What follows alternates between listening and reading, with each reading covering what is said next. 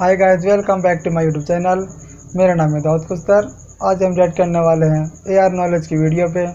Video का title है याजूज मजूज की दीवार कहाँ है और कितनी गिर चुकी है, क़यामत की सबसे बड़ी निशानियाँ। देखते वीडियो कैसी होती है, तो वीडियो चलो शुरू करते हैं।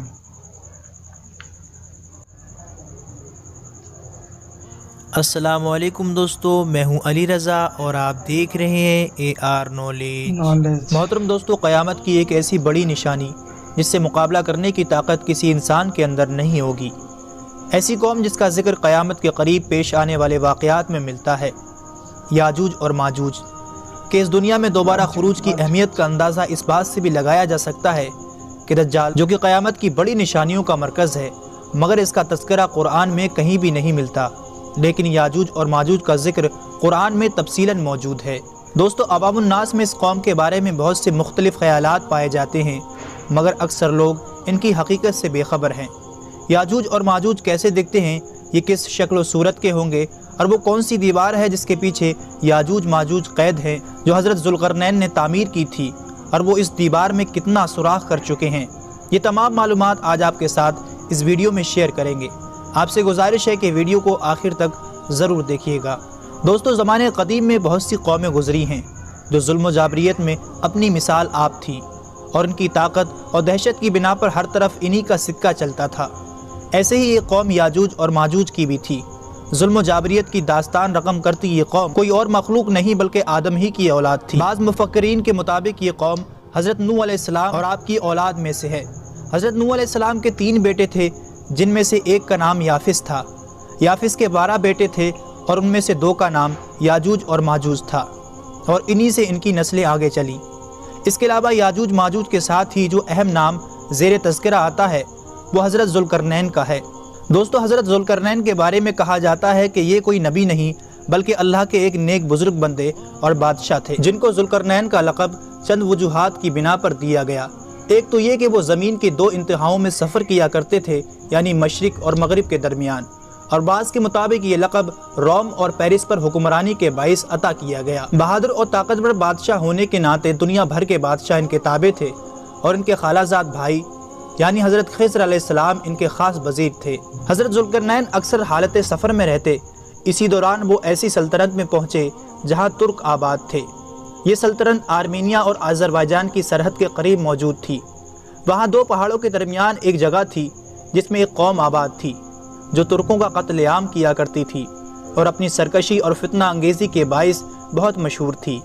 ये कौम हर तरह की बुराइयों का मजमुआ थी और इंतहाई ताकतवर कौम थी, जिससे मुकाबला किसी के बस की बात नहीं थी।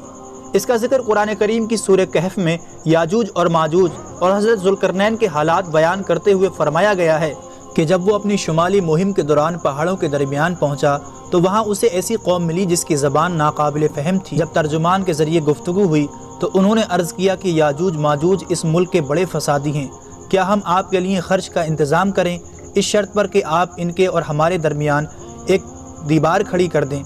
हज़रत ज़ुल्क़रनैन ने किसी भी किस्म के मुआवजे के बगैर महज अजर व सवाब की नीयत से इस काम को करने की रज़ामंदी ज़ाहिर कर दी और उन पहाड़ों के दरमियान लोहे और पिघले हुए तांबे की एक मजबूत दीवार खड़ी कर दी, जिससे वक्ती तौर पर याजूज और माजूज का फितना दब गया।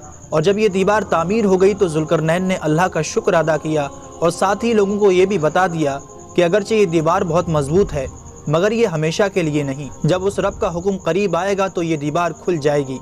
सही बुखारी की एक हदीस में नबी अकरम सल्लल्लाहु अलैहि वसल्लम ने इस दीवार में थोड़े से सुराख को फितने के करीब होने से ताबीर फरमाया था। एक और हदीस में आता है कि याजूज माजूज हर रोज़ इस दीवार को तोड़ते हैं और कल के लिए छोड़ देते हैं।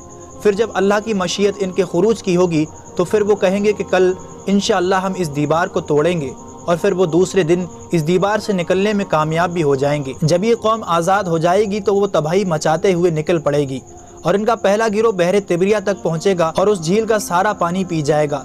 इसी तरह जब आखिरी गिरोह वहाँ पहुँचेगा तो वो हैरान होकर कहेगा कि यहाँ कभी पानी हुआ करता था।